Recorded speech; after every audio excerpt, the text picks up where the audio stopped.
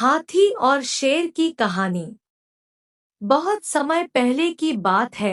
एक जंगल था। उस जंगल में बहुत सारे जंगली जानवर रहते थे। जंगल में तरह तरह के फल फूल पाए जाते थे जिन्हें खाकर जानवर अपनी भूख मिटाते थे। जंगल में कई छोटे बड़े तालाब थे। इन्हीं तालाबों से जंगली जानवर पानी पीते थे। एक बार जंगल में अकाल पड़ा। वर्षा न होने से छोटे छोटे तालाब सूख गए।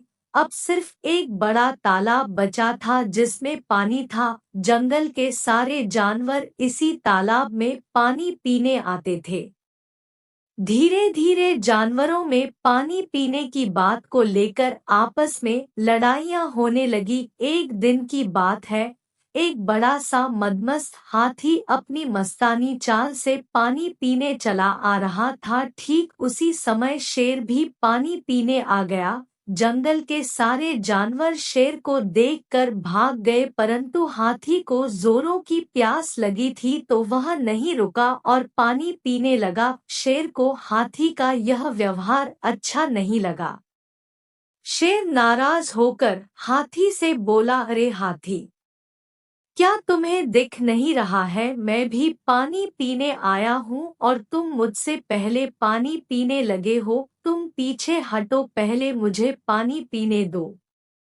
हाथी को भी जोरों की प्यास लगी थी। हाथी नाराज होते हुए बोला, अरे शेर, अपनी हेकड़ी किसी दूसरे जानवर को दिखाना। मैं यहाँ पहले आया हूँ और मैं ही पहले पानी पीऊंगा।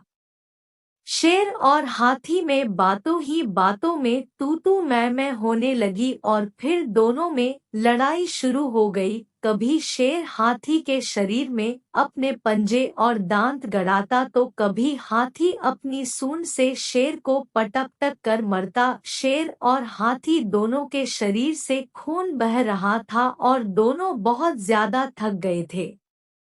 तभी दोनों ने देखा कि तालाब के पास बहुत सारे लकड़बग्घे आ गए हैं और आसमान में गिद्ध मंडराने लगे हैं। शेर और हाथी दोनों समझा गए कि ये सभी हमारे मरने का इंतजार कर रहे हैं ताकि अपना पेट भर सके। दोनों जानते थे कि अगर इसी तरह लड़ी चली तो एक न एक जरूर मारा जाएगा और जो बचेगा वो इतना थक जाएगा कि इन सबका सामना अकेला नहीं कर पाएगा और ये उसे भी मारकर खा जाएंगे। शेर और हाथी ने एक दूसरे को देखा और दोनों एक दूसरे का इशारा समझा गए। दोनों ने लड़ाई रोक दी और साथ मिलकर पानी पिया और अपनी थकान मिटाई।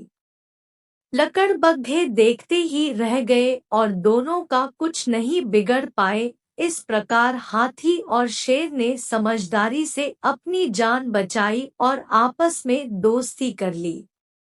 शिक्षा। हाथी और शेर की इस कहानी से हमें शिक्षा मिलती है कि दो लोगों की लड़ाई का फायदा कोई और उठाता है। इसीलिए छोटे मोटे बैर भाव भूलकर आपस में मिलकर रहना चाहिए।